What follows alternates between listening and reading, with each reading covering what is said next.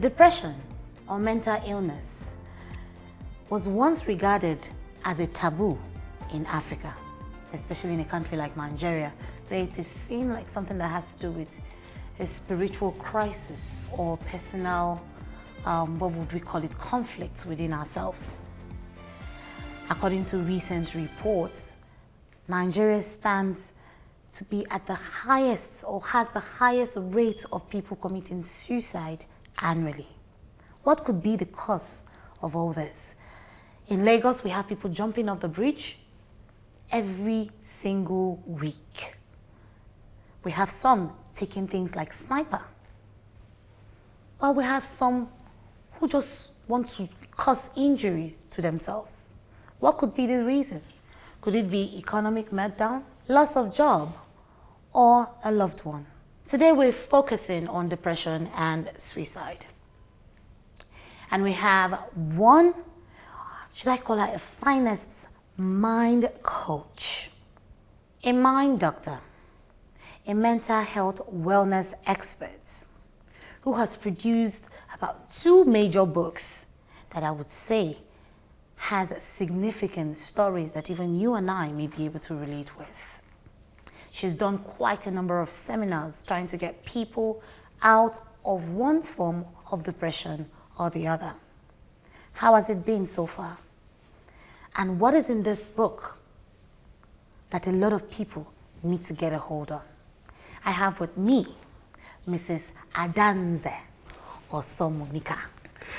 Thank you for joining me today. Thank you for having me. I'm very glad to be here. I'm glad that you came. You know, reading through your books, before we started this recording today, I was on social media and I saw a video of a young man. He had his helmet, which would mean that he might either be might be into construction or something.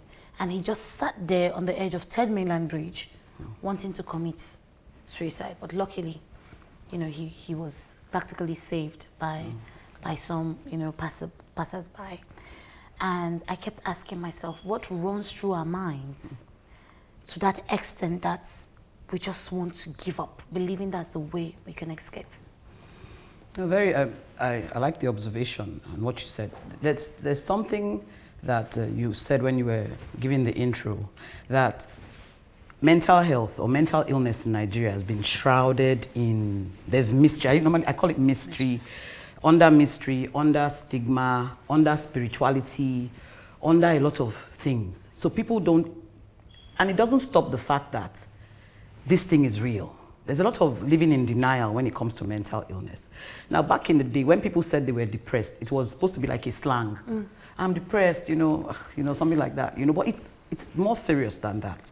Depression itself is a mental illness. It's a mental health disorder that brings feelings of hopelessness. Like, for example, now, we are different temperaments. Everybody's a different temperament. So because we are different temperaments, it can exhibit itself in different ways in terms of symptoms. For example, you could meet an introvert, and if an introvert is going through depression, so to speak, it would be given to more moods of sadness. But you could meet somebody who is more maybe aggressive in nature. That person would exhibit irritability, right? So it doesn't mean that the person who is irritable, that person could actually be going through depression, but the way of expression is snapping at everybody, shouting at everybody in the house, all those kind of things. That's how they would express it. There's also this sense of emptiness, where the person just feels that their life is not worth it. They have feelings of guilt, self-guilt, you know. They think that there is no future after this. It's a very strange, very strange disorder, because I got a call one day, and then there was a young lady. She went as soon as, before I could get her to talk, rather. She first cried. She was crying. You know, somebody just call you on the phone, and the person just starts with tears. And I'm like, okay, let's just get to know who you are exactly. And I eventually found out that she was a 200 level student in Osu. And she was crying. Finally, okay, calm down. What's the problem? I was dating this guy. He was in final year. And now he just told me, we've been dating for 2 years. And now he just told me that it's all over because he's leaving school. And that's it, you know. And she said her life is over. And I'm like, Why would you think your life is over? Over a man. Rationally, think about it rationally. I'm dating a guy and he tells me I'm leaving school. It's done now. It was fun, but deuces, that kind of a thing. Let's move, And then she just starts crying as if. So what? Going into deeper thoughts, deeper discussions, she said she made some certain sacrifices in the relationship, abortions, all stuff and stuff. She gave her all. That was the way she gave it. Now, but the thing is that the way depression works is this. Depression gives you a picture of, if I get depressed because I experienced a business failure, thoughts of depression will tell me that I am an all-round failure. Meanwhile, the failure was just an event, maybe one event, or one broken relationship. Depressive thoughts will tell you that nobody's going to love you again in this life. In fact, that's why nobody even loves you. In fact, if you even start bringing up, that's why this person dumped you so year, this person dumped you so. It makes you look as if that one problem is a whole universe of problems, you get? So the person now is in a state where there is no hope anymore. What am I living for? Suicide will always be an option when you think that there is no future greater than what you have right now. If you feel that tomorrow is not going to be good for you, you will consider the option of suicide. Like the man sitting down at the bridge. The thing with suicide is that it doesn't just happen what you see on the Nollywood video. Somebody just got up and just decided to go and jump. No. There's something called suicidal ideation. The person would have been thinking about it. There are even cases of people who they meticulously plan how they're going to take their life. Wow. They plan how they're going to give out all their property. Some even throw parties. Friends will come. Friends will know that this is goodbye, right? So everybody it's almost like they won't say anything. And the next thing you just hear the person has taken his or her life. Now, these are things that we don't talk about these things in Nigeria. So it's, there was a presenter, I was doing an interview once, and she told me that she went to see this doctor, and she was talking about how she was feeling, and he said, you've come again with this your Igbo disease. What is all this now? From a doctor. And a doctor. I had a patient who told me she went to the hospital and she was 61 years old. She had been going through post-traumatic stress disorder. And she was telling the doctor the problem. And he said, but what is the problem now? You have money, you have children. What can be the problem that you are feeling sad? No, we shouldn't be doing this kind of things. As in we see somebody going through mental anguish, because it is real. Just like the way physical illness is real. If I had a gash on my head and it's bleeding, you would tell me to quickly go and get myself sorted out. Sure. Now imagine like a gash you cannot see. Inside the mind. Telling that mind, paining that mind. Emotional pain is a real thing. Telling that mind that he or she has nothing else to live for. He or she should just pack it all up and stop fighting. Stop fighting to be anything in this life. Why do you think in Nigeria, all the musicians you hear, everybody wants to blow. Yeah. Hope is a very powerful thing. Hope, if I can hope that tomorrow is going to be better, or 2024 is going to be better, or 2025 is going to be better, one day I'm going to get this big deal, I will hold on. But the moment I start to think that this December of 2023, I'm not going to reach there, what's the point? Everything I'm doing there, business has not happened, that one has, I automatically start thinking, okay, maybe it's time to just pack this thing. But where the problem is if that person is predisposed already to mental illness.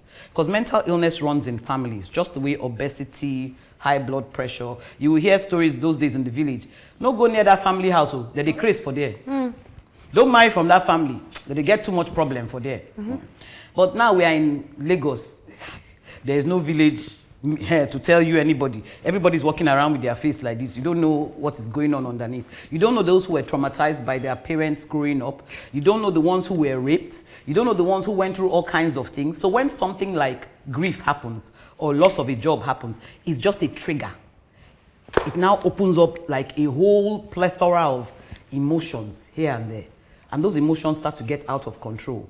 Then the person can now think that, okay, jumping off Third Mainland Bridge or killing myself because a boy dumped me. Yes. The Amina Atairu Show, Finding Answers. Abincin da na fi so, me zan yi faɗa muku akan miyan kukan mama na mai daɗi. Da kuma ɗan wakenta mai daɗi. Ta ce sirrinta magi star wadda ake yin ta da waken soya da wa'yansu sinadaran masu inganci da yake ba da ma'ana a cikin girke-girkenta. Amma ba ni da abincin da na fi so. Dan duk girkin mama na da daɗi.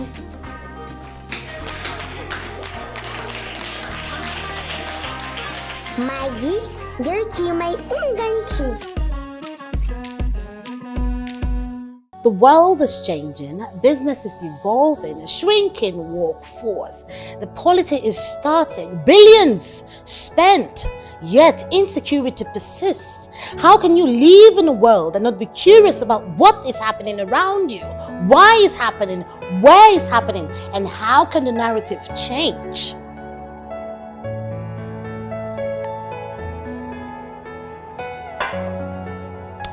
From societal issues to climate change, lifestyle, and even entertainment. So many unanswered questions. Join me in finding answers. This is the Amina Ataru Show. Are you all my personal dreams? Abincin da na fi so, me zan yi faɗa muku akan miyan kukan mama na mai daɗi. Da kuma ɗan wakenta mai daɗi. Ta ce sirrinta magi star wadda ake yin ta da waken soya da wa'yansu sinadaran masu inganci da yake ba da ma'ana a cikin girke-girkenta. Amma ba ni da abincin da na fi so. Dan duk girkin mama na da daɗi.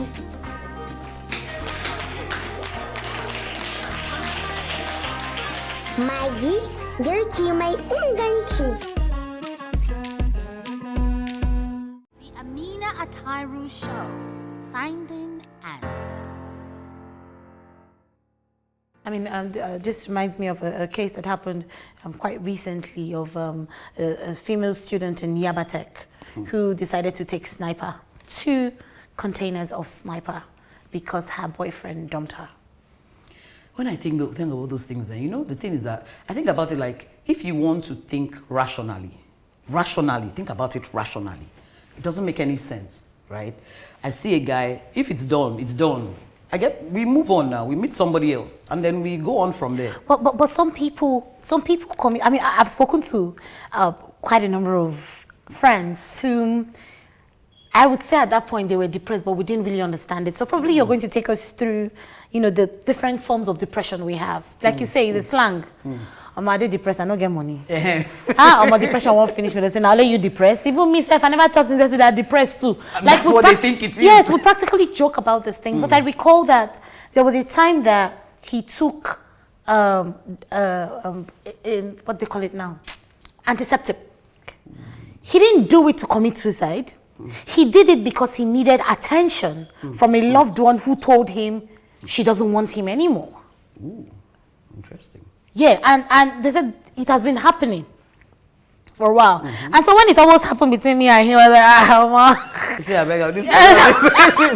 I didn't sign up for this. It wasn't funny. I was scared though. Wow. You know, like, so I couldn't understand it at that point in time because I was still in my 20s when, you know, when that happened. Like, I said, wait, and I saw this boy love me, he won't kill himself, you know, and all that. But he did that. What if he had died in the process? Because relating it to most of these girls, I don't know if they do it for attention. You know, sometimes when you just say that a girl or a boy says, let me make her see if I feel kill myself, maybe if she here, she will come you back. know, she will come back and all that. I mean, I see that even in most of the movies they do now. So could you take us through the process of depression? Or, I mean, they say there are different kinds of depression. How do we know when we are depressed? Yeah, how do we know that we have gotten to that point where it seems like we just want to give up? Okay. So basically with depression, they're like over like, we can even get up to like 10 symptoms, but when you know it's serious is when at least the person experiences 5 of those symptoms. Okay. So one of the first symptoms I was saying earlier was sadness or irritability, feeling of emptiness, excessive guilt, you know, not interested in things that they used to be interested in before. So let's say the guy likes to party before he's no longer interested. They like to like all these guys filming, being excited, they are involved, they are engaged. Suddenly they start to lose interest in those things. Simple tasks they could easily perform before, they no longer want, they find it hard to perform those tasks. Concentration. People stop concentrating in the office or in school. They find it hard to read and assimilate, right? Then you have cases where people are either lack of sleep, they stop sleeping or they oversleep, right? Then changes in appetite and weight. They either stop eating or they're overeating, right? So some of these, they're different kinds of symptoms, right? But what happens is that when somebody begins to experience 5 of those symptoms for like over 2 weeks, it's a time to like call the doctor and ask more questions. So the way we can actually describe it is when those symptoms begin to affect your functionality. For example, get out of bed and go to work. You find out some people, they just can't. There's no energy. Low energy. The person is so low in energy. Another one is some people begin to experience physical symptoms. Pain in their body, but there's no medical condition. It's a different thing if there's a medical condition, then you're feeling pain. But people begin to feel pain. They'll tell you, I'm having back pain, I'm having headache, I'm having this. But when you now go and do tests, there's nothing physically that covers that symptom. So these kind of things, it begins to affect the person's functionality. He or she doesn't want to go to work, or doesn't want to go to school, doesn't just want to be present in anything.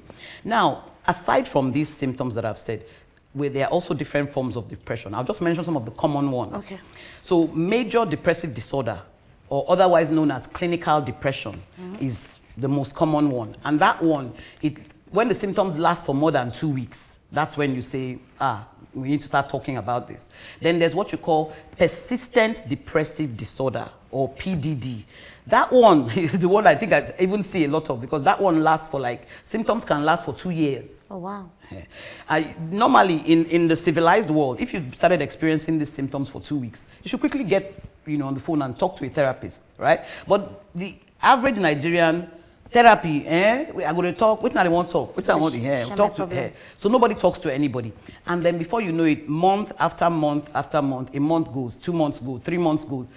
Mental illness, just like if you don't take care of your physical illness, it will deteriorate. Likewise, mental illness. If you don't take care of it, it will deteriorate. That's how it actually gets to suicide. Depression at its worst can lead to suicide. It doesn't always lead to, but it can also increase the risk of suicide. And why? Because the thoughts are the problem now. When it comes to mental illness, when it comes to mental health, your thoughts lead to your feelings. Your feelings lead to your behavior. So if I'm thinking badly, I will feel badly, I will behave badly. If I'm thinking no hope, suddenly I'll begin to feel as if there is no hope. Suddenly next thing I'm looking, is there sniper? What's available? Aside from the fact that on social media and everywhere, we have now what you call, I think let's call it the weather effect. When one person commits suicide, it's like a silent permission to others to, I've been thinking about these things. Now somebody has gotten the courage to do it. Maybe I should consider it. That's why sniper now just went, which is why we even say when media is reporting, be careful of how you are reporting. Because there's a way you can report. You traumatize somebody that is already on the brink of trying to keep it together. He now hears that, his classmate. It's almost like success. If somebody living on my street that I grew up with, if I grew up with Davido, for example, I see him blowing, I'll be like, there's hope now. Me too, I can blow. Me too, one day I will blow.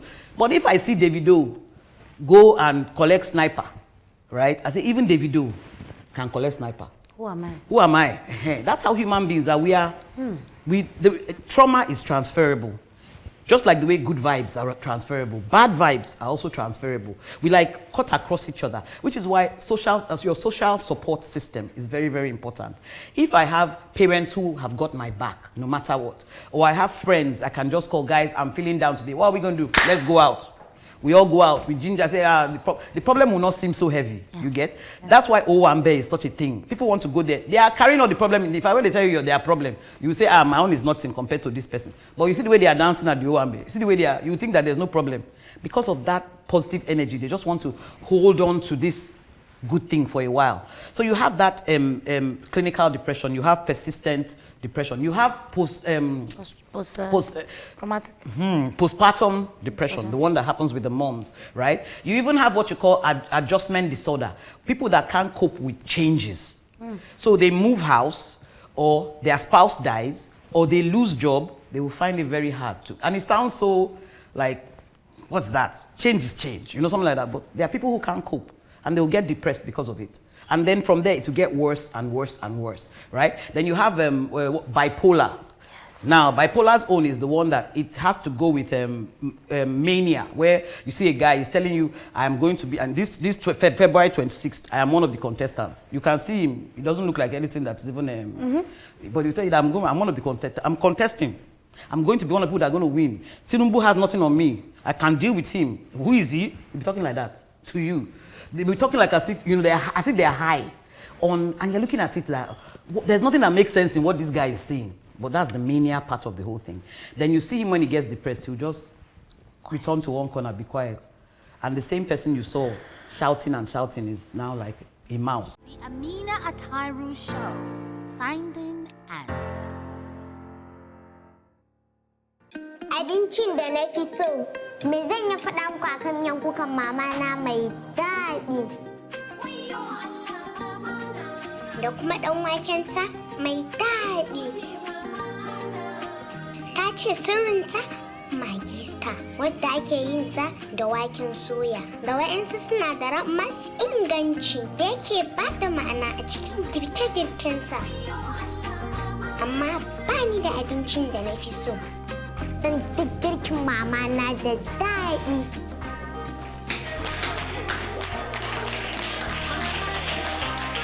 Magi, girki mai inganci.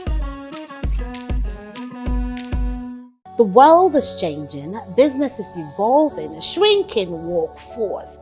The polity is starting, billions spent, yet insecurity persists. How can you live in a world and not be curious about what is happening around you? Why is happening?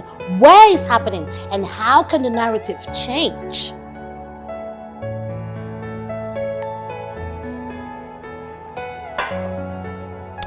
From societal issues to climate change, lifestyle, and even entertainment. So many unanswered questions. Join me in finding answers. This is the Amina Atahiru Show. Are you all my personal dreams? Abincin da na fi so, me zan yi faɗa muku akan miyan kukan mama na mai daɗi. Da kuma ɗan wakenta mai daɗi. Ta ce sirrinta magista, wadda ake yin ta da waken soya. Da wa'yansu sinadaran masu inganci da yake ba da ma'ana a cikin girke-girkenta. Amma ba ni da abincin da na fi so. Don duk girkin mama na da daɗi.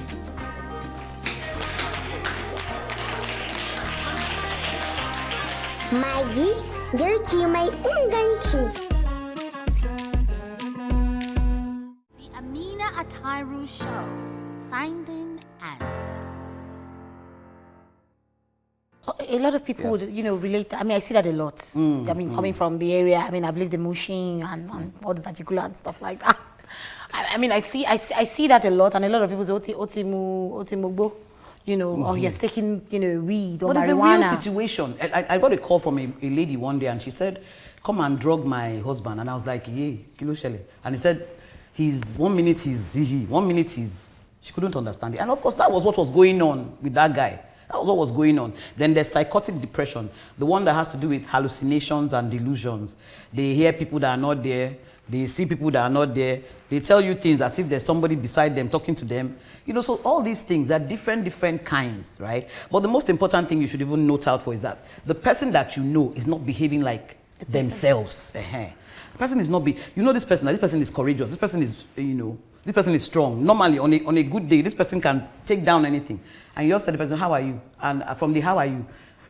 The Amina Atahiru Show, Finding Answers.